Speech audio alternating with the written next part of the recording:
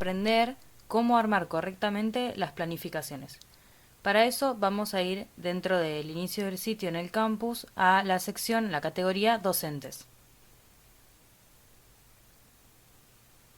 Una vez que ingresamos, entramos a la parte de plantillas, planificaciones, evaluaciones, proyectos y apuntes para descargar la plantilla que nos va a permitir armar bien una planificación.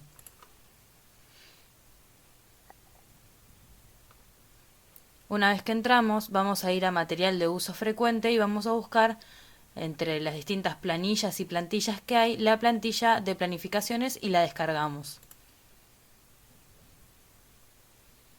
Recuerden que es recomendable que usemos LibreOffice, es decir, el Writer en este caso, para poder completarla de la mejor manera. La abrimos. Nos encontramos en el costado derecho con algunas anotaciones que nos van a dar distintas indicaciones para completar los distintos recuadros que tenemos dentro de la planificación. Eso sucede en la primera y en la segunda hoja, y a partir de la segunda hoja ya los podemos quitar. Luego tenemos siempre que tener en cuenta que, como ya saben, la planificación se divide en varias partes, o en dos partes mejor dicho. La primera parte es la planificación anual. Esta planificación anual nos va a dar un estimativo de contenidos que se van a dar durante el año en una sola hoja, junto con la cantidad de unidades y de clases, ¿sí? Luego vamos a especificar por unidad los propósitos, el producto final, los contenidos y las actividades que vamos a hacer dentro de cada unidad, digamos.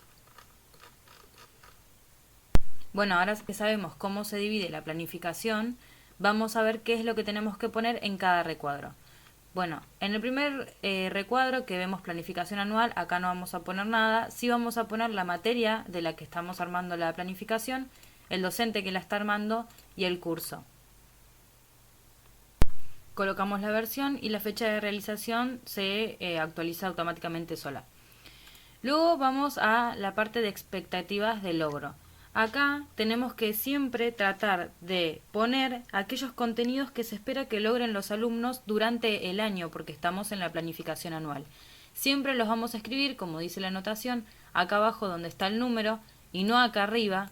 Y además siempre lo vamos a escribir en forma de viñeta numerada o de viñeta sola. Nunca vamos a escribir un texto de corrido sin enumerar.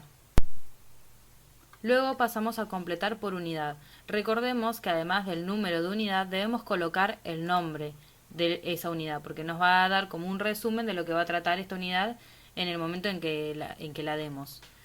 Luego tenemos que completar la cantidad de clases que nos va a tomar dar esta unidad, ¿sí? Y además en la parte del costado, al lado de la unidad, tenemos que poner los contenidos. Acá vamos a colocar todos los contenidos por unidad y una vez que terminamos vamos a hacer una prueba para que se vea. Obviamente lo hacemos en forma de ítem.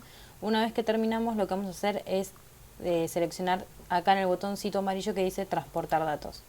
Esperamos que termine de cargar y una vez que terminó vamos a ir, por ejemplo, esto lo cargamos en unidad de diagnóstico. Vamos a ir a la planificación por unidad en la parte de unidad de diagnóstico. Y vamos a ver que en contenidos se cargaron los contenidos que escribimos arriba en la planificación anual. Esto es muy importante, lo tenemos que hacer en todas las unidades, las vamos a ir completando y una vez que terminamos de completar todas, seleccionamos acá en transportar datos. Luego, en la parte de la planificación anual, mientras vayamos completando la cantidad de clases, se van a ir actualizando la cantidad de clases totales. Por ejemplo, si yo acá pongo 5 y acá pongo 6, automáticamente cuando me muevo a otro lado veo que se actualizan solas las cantidades de clases totales, así que eso hay que tenerlo en cuenta y hay que ir haciéndolo mientras miramos el calendario para no pasarnos de clases o para no poner clases de menos. También tenemos la sección de observaciones en la que podemos poner, bueno, obviamente alguna observación que tenga que ver con las distintas unidades y la planificación anual. Esta es la primera hoja que recordamos que es anual. Ahora vamos a empezar a ver por unidades. Dentro de lo que son las unidades, los recuadros se repiten y más o menos vamos a tener que completarlos de la misma manera. Obviamente completamos materia, docente, curso, versión y fecha de entrega y empezamos con la fundamentación.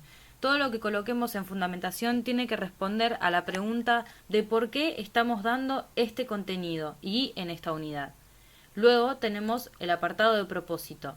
Todo lo que coloquemos en propósitos, que en general los vamos a poner en ítems, tienen que responder a la pregunta de para qué estamos dando este contenido. Luego pasamos al producto final. El producto final respondería a qué es lo que obtendrá cada estudiante según la fundamentación y el propósito que nosotros estamos sugiriendo en cada unidad. Luego, en actividades vamos a poner por clase y enumeradas, ¿sí? De qué manera vamos a ver cada contenido y en qué clase, en qué número de clase se va a ver. Luego tenemos el apartado de evaluación, de qué manera vamos a evaluar que los chicos hayan obtenido estos contenidos que se dieron durante las distintas actividades que se propusieron en esta planificación. En el apartado de recursos vamos a escribir qué recursos necesitamos nosotros para que finalmente los chicos obtengan esos contenidos. ¿Qué es lo que nos va a ayudar a obtener esos contenidos? Dentro de actividades, que se me pasó decirlo mientras estábamos hablando de actividades, debemos recordar siempre agregar las prácticas y también los apuntes junto con la tarea que se implementa en el campus. Luego pasamos a plazos. Dentro de los plazos vamos a poner algunas fechas en general. Por ejemplo, la unidad de diagnóstico me llevará en los plazos de entre marzo y abril. No hace falta que pongamos una fecha exacta porque a veces esas no se dan. En bibliografía, claramente vamos a escribir qué bibliografía se van a utilizar para dar estas unidades. Y tenemos finalmente las observaciones. Luego, para sacar las anotaciones, vamos a ir al costadito, acá en la flechita, y vamos a poner eliminar todos los comentarios. Se van a eliminar las anotaciones y vamos a ir, ya estaríamos listos una vez que completamos todo para cargar la planificación en el campus. Una vez que completaron todas las planificaciones y eliminaron todos los comentarios prestando la atención a cada comentario, recuerden guardar el archivo cambiándole el nombre. Coloquen el nombre corto del curso del que están creando la planificación junto con el año. Además, a la hora de cargarlo en el campus, lo vamos a cargar en formato ODT, ¿sí? No lo vamos a cargar ni en PDF, ni en formato, ni en ningún otro formato.